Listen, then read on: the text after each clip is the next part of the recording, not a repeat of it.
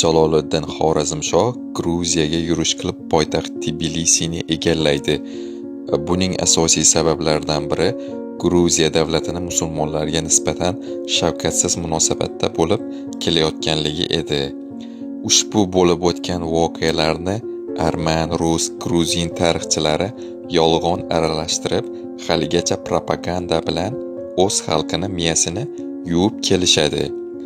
Jaloliddin Xorazmshohning shaxsiy kotibi Anna Savining haqqoniy yozganlari bilan rus, arman, gruzin tarixchilarini yolg'on ma'lumotlarni solishtiramiz.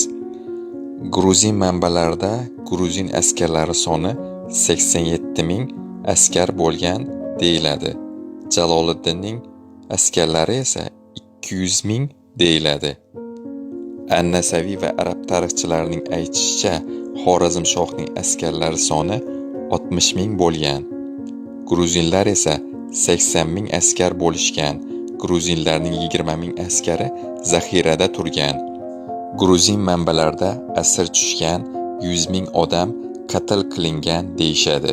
Bularning ichida askarlar, qariyalar, ayollar va bolalar, xristian ruhoniylari ham bo'lgan deyishadi. Annasaviyning aytishicha, faqat 10 ming askar o'ldirilgan.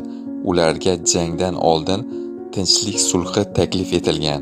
Chingiziylarga qarshi kurashish taklifi ilgari surilgan. Ammo gruzinlar sulton taklifini rad etgan va urush yo'lini tanlashgan. Bundan shunday xulosa kelib chiqadiki, har bir xalq o'z yurtiga bostirib kelgan shaxsni yomon ko'radi, uni zolim sifatida tarixga muhrlaydi.